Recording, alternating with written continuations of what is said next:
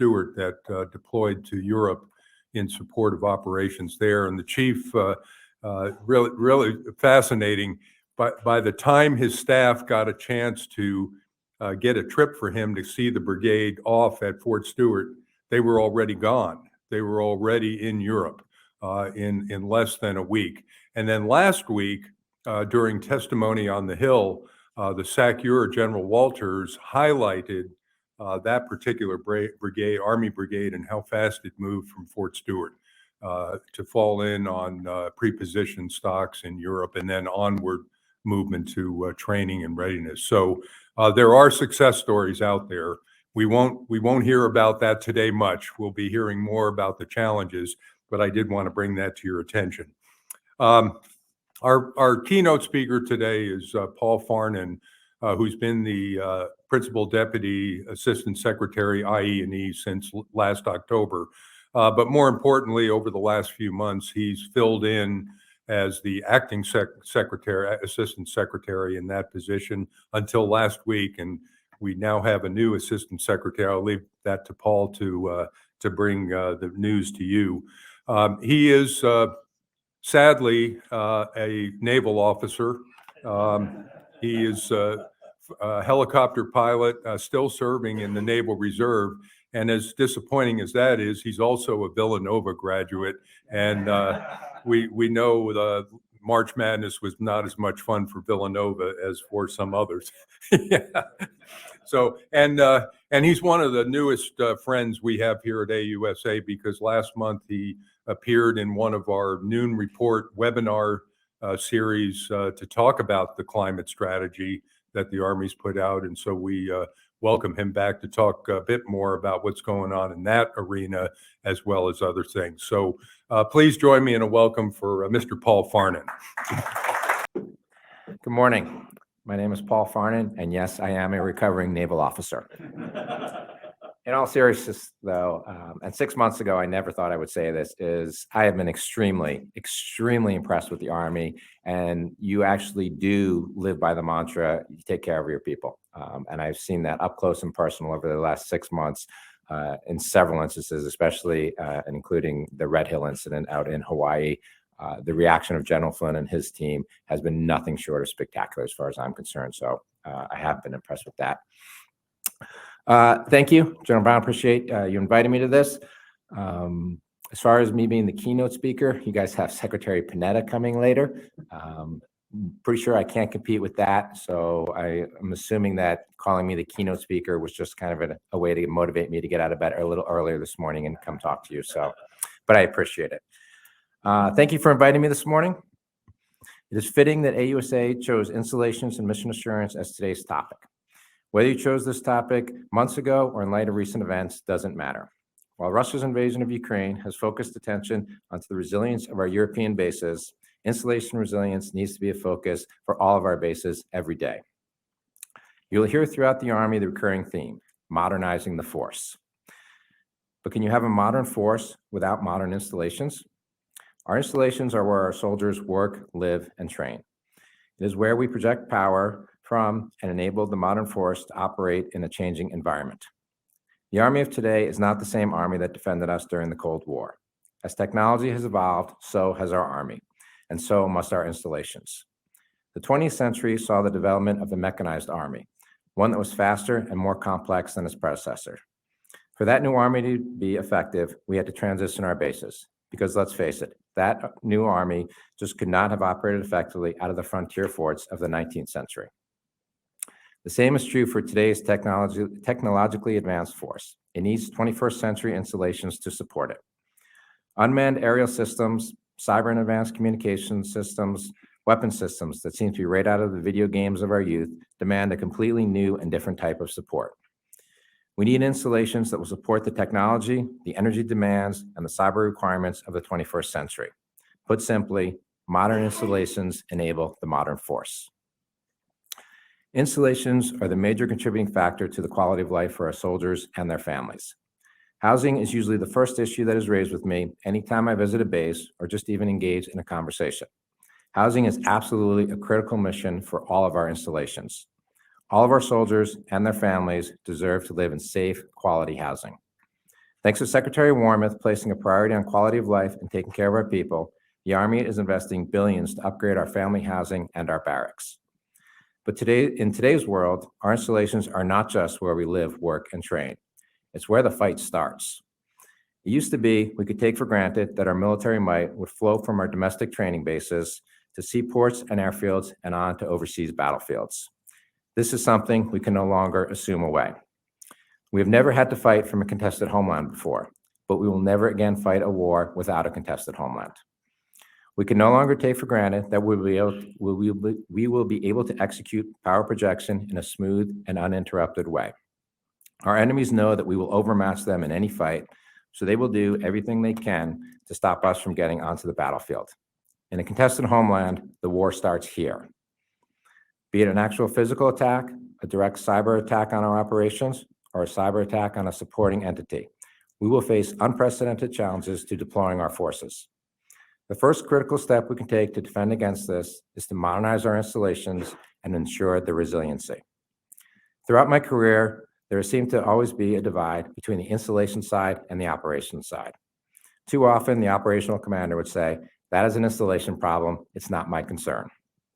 We need to change that mindset.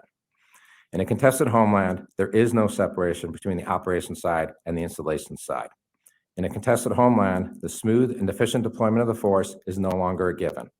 A degraded installation will result in a degraded or delayed deployment, and that directly impacts not just the tactical commander on that base, but it can quickly snowball to affect strategic commanders on the battlefield. Does anyone here think that our society is not vulnerable to Russian hackers, or hackers from anywhere for that matter? We all saw what happened with the Colonial Pipeline last year. That was one fuel pipeline that was shut down for 5 days, and we saw the resulting fuel shortages in the southeastern and mid-Atlantic states, and we certainly all saw the long gas lines reminiscent of the 1970s. What else is vulnerable? What about our electric grid? We have seen the chaos that an ice storm in Texas can create.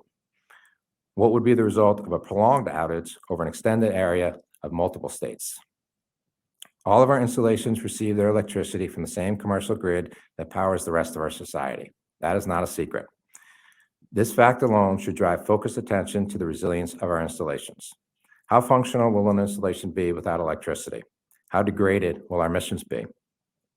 How delayed will our power projection be? We can very quickly see why there is no longer a divide between the installation side and the operations side. As many of you know, and as has been mentioned earlier, the Army published our climate strategy in September. Thanks to the vision of Secretary Warmoth, the Army was the first service and currently remains the only service to have published such a strategy. Every step and objective laid out in the strategy will increase the capabilities of the fighting force and increase the resilience of our installations. It will also enable the Army to effectively operate in a world altered by climate change and reduce our own greenhouse gases to do our part to address the climate crisis. In short, the Army climate strategy will make us a more effective force. The strategy is broken down into 3 lines of efforts: installations, acquisition and logistics, and training. Today, I will focus on line of effort number 1, installations. Many of the objectives in this line of effort are related to renewable energy generation and battery storage, but also to microgrids and building control systems. These objectives certainly advance our efforts against climate change, but they also happen to be the best ways to strengthen the resilience of our installations. Renewable energy, for example. I've already mentioned the vulnerability of the commercial grid that provides electricity to our installations, but that is not our only vulnerability when it comes to electricity. Yes, we have backup power across our installations. We've all seen the diesel-powered generators sitting behind the buildings, generators that supposedly will kick on at the loss of power and will run nonstop to provide backup power to the building. That is, they'll run nonstop until they run out of fuel. Yes, there are requirements for installations to have a fuel reserve for so many days, but what happens when that reserve runs dry? When I ask that question, more often than not, I get scoffs and eye rolls. With 7 or 14 days of fuel, the grid will be re-energized long before we run out of our reserve. But is that really the case? The Colonial Pipeline was offline for 5 days, and that was only a ransomware attack. People looking for money. It was not a nation state at war with us. In the case of war, I think we would all agree the stakes might be somewhat higher. So what of resupply when the fuel reserve on base does run dry? Can we just order up a fuel truck for delivery? Sounds simple enough, Has anyone lived in an area that was hit by a hurricane and had an extended power outage? What is one of the things that does not work when the electricity goes down? Gasoline pumps. Gasoline and diesel fuel will not pump without electricity. And I'm willing to bet that if the grid does go down, in the confusion and possible chaos that follows, there will be several other impediments to our regular supply deliveries. So what about natural gas? I've seen several proposals for natural gas projects come across my desk. From a climate perspective, yes, they're certainly better than coal or even diesel, but what about from a resilience perspective? A natural gas generator, even one inside of our own fence line, needs to get its gas from somewhere. And the pipeline that delivers the gas from off base is vulnerable to a physical attack. What's more, gas is moved through those pipelines via electric motors. And if the grid goes down, those motors won't be pushing any gas. Essentially, anything that comes from outside of the fence line is vulnerable. We have to change how we think. We are facing challenges we have never had to face. Fighting a war from a contested homeland is unprecedented, and we must adapt and evolve our thinking, our planning, and our operations. The impact of climate strategy on installation resilience is starting to come into focus, so let's continue. One of our objectives in the strategy is to have carbon-free electricity powering all of our installations by 2030. Well, and here's where serendipity comes in. Carbon-free generation, wind, solar, or geothermal is also self-contained generation. A solar array does not rely on inputs from off-base to provide electricity, except of course the sun. These generation sources just happen to be the most resilient capabilities we could bring to our installations.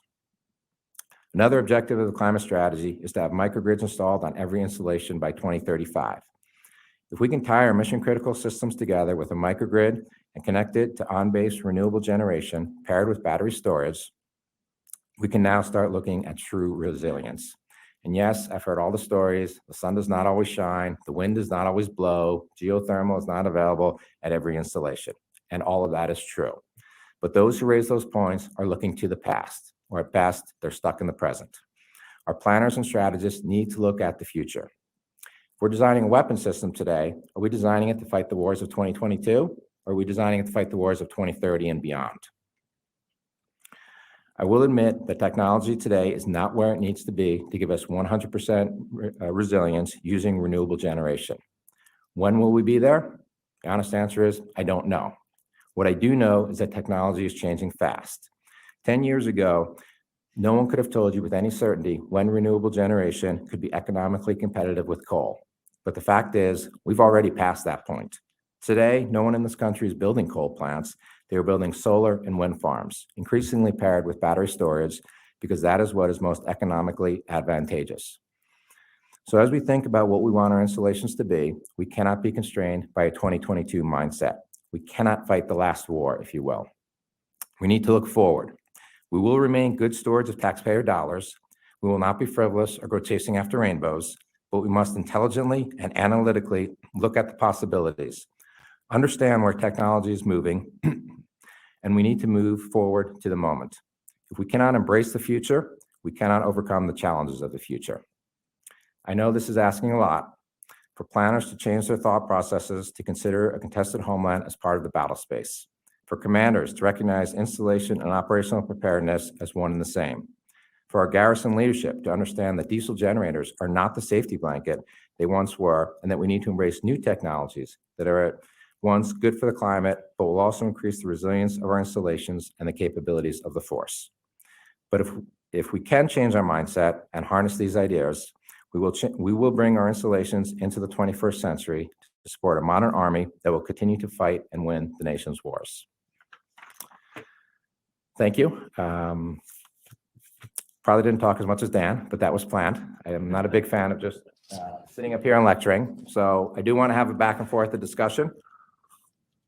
I am hoping you exhausted most of your hard questions on Dan, but just in case, I would like to point out that in the panel after me, Sharon Burke is part of that panel. As most of you know, Sharon's a former Assistant Secretary of Defense. What you may not know is Sharon is also a former boss of mine. So any tough questions that are remaining, please save them for Sharon. Seriously, I want to engage in a back and forth discussion. I'll answer as best I can. If I don't know the answer, I'll just go ahead and admit it, or I'll phone a friend and ask Dan to jump in. How you doing? So Lucia Niemeyer, former Assistant Secretary of Defense. Yes. For you, How are good you? to see you. So you mentioned renewable. First of all, I loved your comments on resilient installations going to 2035, and I absolutely agree with you. That 7 to 14 day gas supply is kind of it's a dream. I have a part A, part B. First of all, I am concerned as I'm looking at long range battery storage. Most of the supply chain for battery storage is owned by your adversaries. So I think we're going to have a long issue to deal with to try to do batteries at scale that don't involve having to work with folks who control the lithium market, cobalt market, and nickel market right now. My one question really is why, when you look at the future of microgrids and technologies on installations, you're not looking at nuclear energy.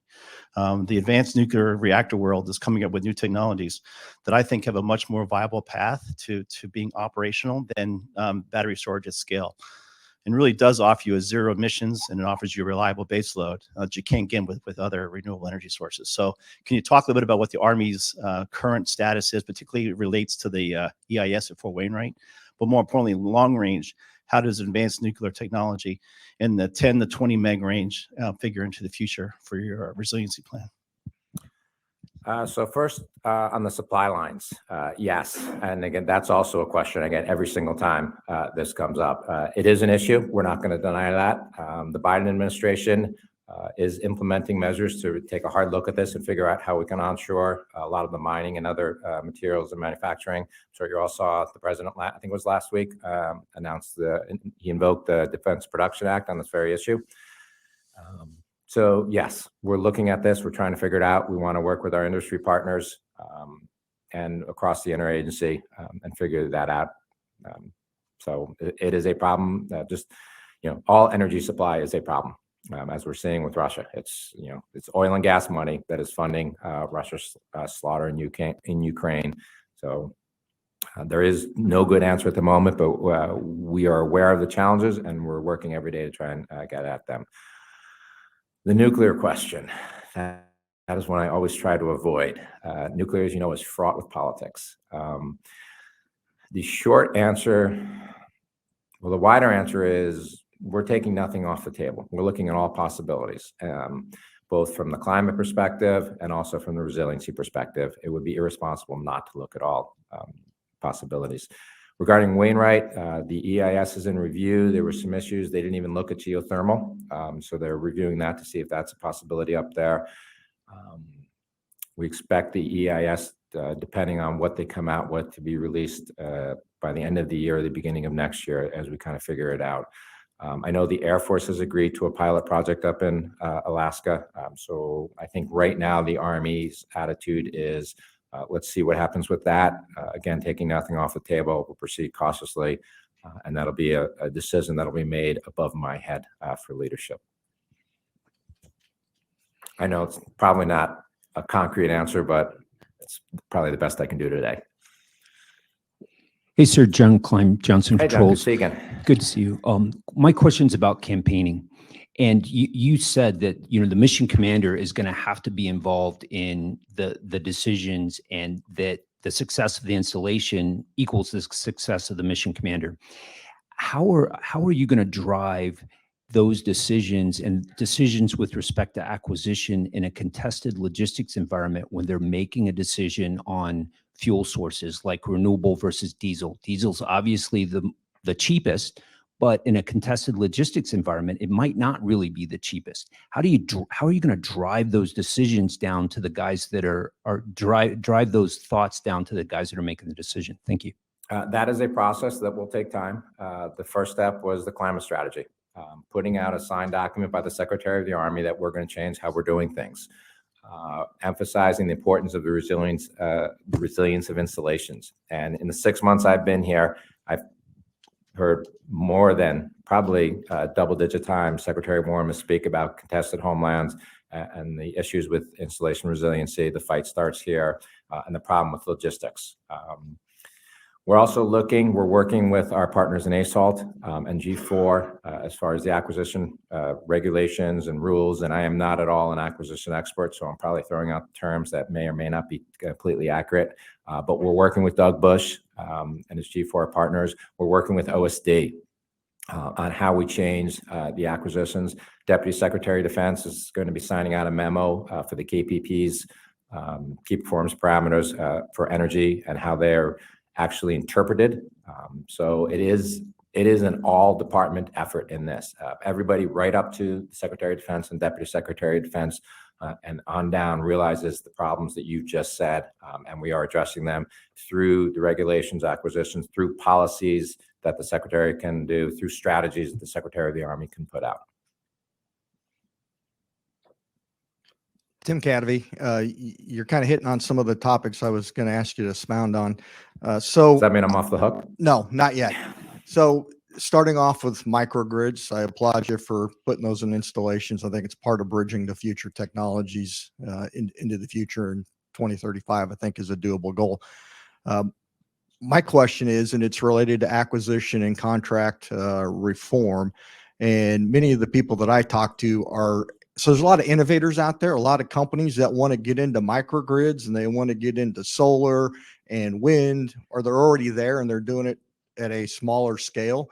And what they're finding is when they go to work with DoD for contracts, there's rules. So emergency power, the contracting officer says it must be diesel for emergency power. The problem is there's a lot of other solutions out there that you hit on already that I think that rule that many contracting officers or mission commanders put in there are limiting the ability to expand or bridge to the future. And then also, when you start talking about microgrids, I know the Army is doing, I'm going to call it a pilot. I don't know if it's a pilot or not, at Fort Campbell.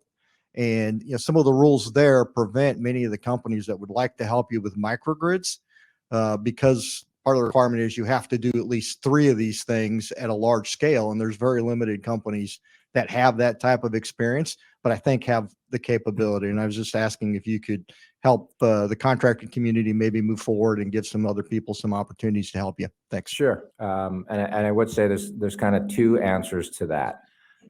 One is change happens slowly. The technology is still advancing, the rules and the policies and the regulations, it takes a while to catch up, as you know.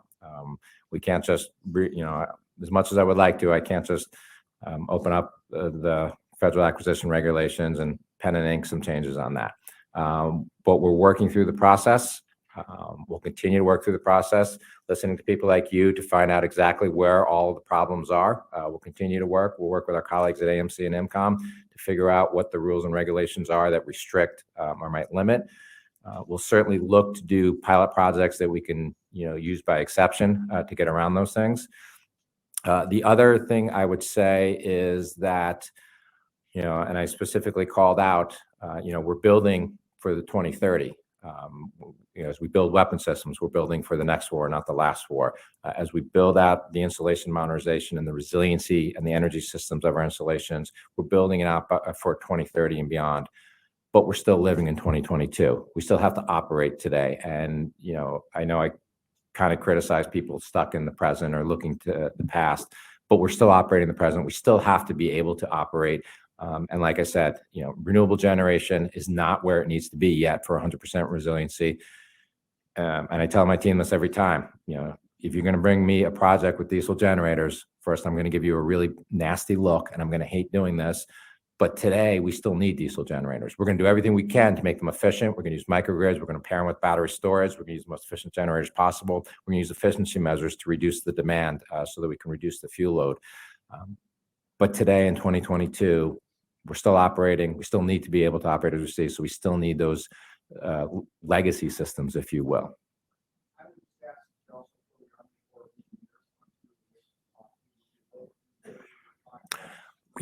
Absolutely. And we talk to USACE regularly. General Spellman and I have a weekly phone call. So Scott and I talk all of the time. As we're building the budget process and we're looking at what we can do with contracting, Scott was part of those conversations. So yes, USACE is absolutely involved in this. Uh-oh. Since you so kindly invited questions to come my way, I better ask you something. First, that was a great speech.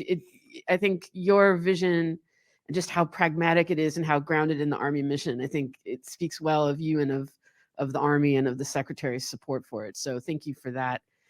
Here's my question, which is, could you talk to us a little bit about the 22 and the 23 budget and how installations fared and where you see, especially you've got a really short runway for 22. What are your priorities? Where's the money going? So give us a feel for that. A lot of the money is going to quality of life initiatives. As the Secretary in Chief have made that a priority. We got plussed up considerably for our Milcom budget, both through just the appropriations and then through the Chief's unfunded list. In fact, I think the Milcom more than doubled. We added over $1 billion. Barracks, absolutely still a huge priority because we can have all these great weapon systems, but if our soldiers are living in 70-year-old barracks that don't have air conditioning or are moldy or whatever issues, that's a problem for soldier retention, for their morale, for their ability to operate. Child care centers are still a priority. We've got multiple child care centers. Those are the big things. There are some other operational stuff on there, but really the housing, the barracks, and the child care centers are still high on the priority list, and that's where a lot of the plus-ups went to. Climate strategy, we're also very pleasantly pleased. For 22, we got plussed up to, I think it was just over $700 million.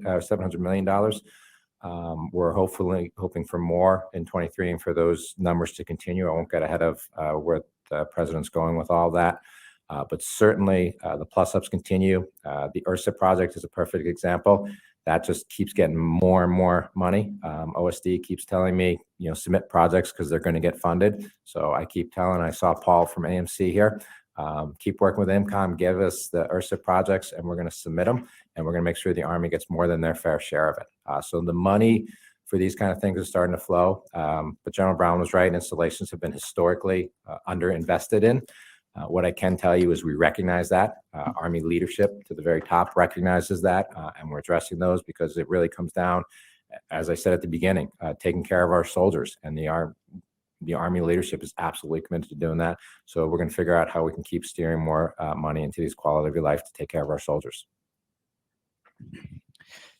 Hi, and so thank you, first of all, for your leadership and your team's leadership on the Army climate strategy. It's great to see that come out. I have a question. So a lot of the items in that climate strategy are kind of big things that require big investment.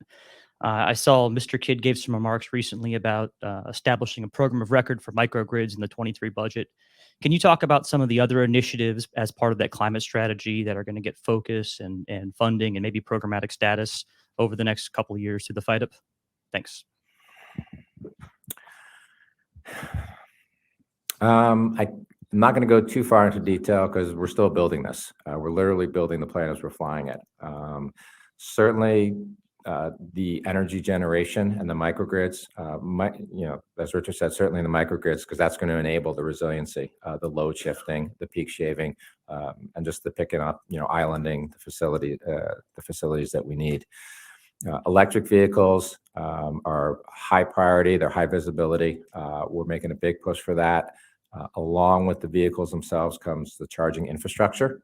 So we're working with AMC, with IMCOM, and right down to the installations, and up here with the G9 and with OSD, because they're all very involved in this for the bigger policy issues that we need. Because aside from just installing all of these charging ports that we're going to need to charge, we need to look at is the utility infrastructure.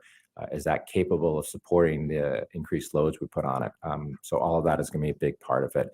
I'd say those are kind of the really big rocks that, at least in the near term, we'll be focused on. The tactical vehicles, which we didn't talk about here, that's line of effort 2, but electrifying the tactical vehicles. From a climate strategy, we made that line of effort number 2 because from the Army's point of view, our big fuel burners, our greenhouse gas emitters, are our installations. Down the operational side, the Navy and the Air Force burn way more fuel than we do. They've got the big planes and the big ships.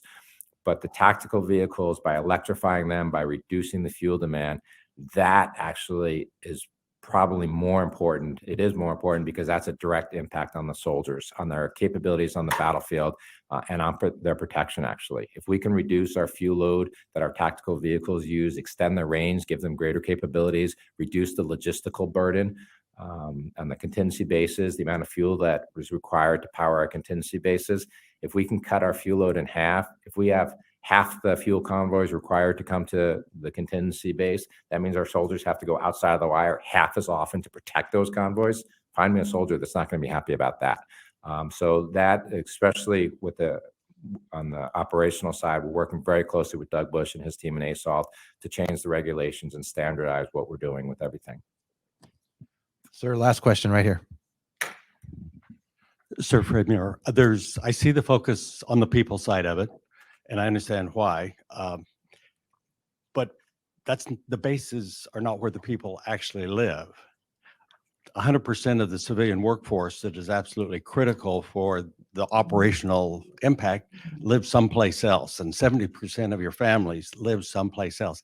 Can you help me understand, I'll call it the all of government approach, in terms of how are we going to deal with this reality at day 13, 14, 15 of the outage and that whole workforce being in disruption? How are we thinking whole of government about how we're going to provide shelter, food, and the other communication things that are necessary for us to actually function as an installation when the workforce doesn't live on the installation? Yes. And what I can tell you is that has been a primary focus of mine. So when I came in addition to the IE&E stuff, the secretary said, anything Homeland Defense, Paul, you got it. So I've been going beyond that. And you're right, a lot of our people do live off the installations.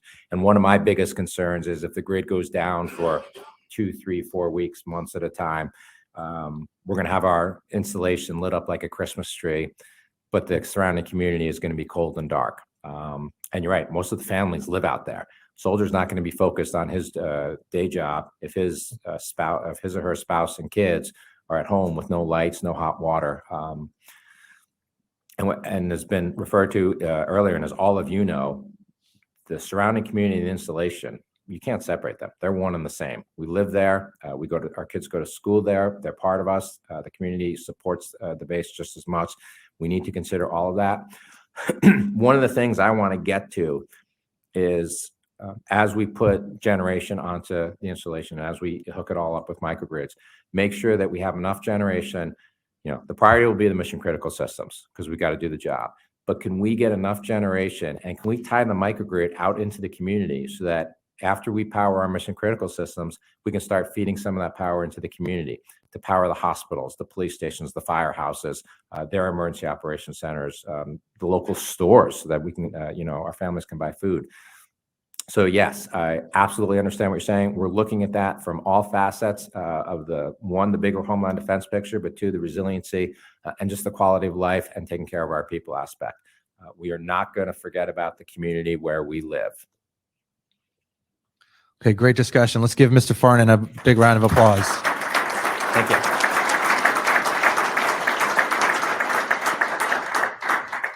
Sir, thank you very much. Great way to kick off today. We're going to take a short break, 15 minutes. You can stretch, grab some coffee, get something to eat.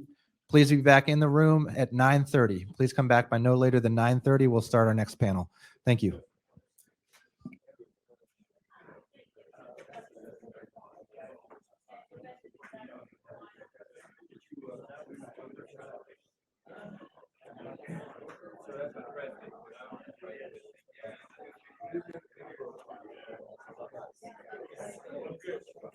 I'll follow your lead, sir.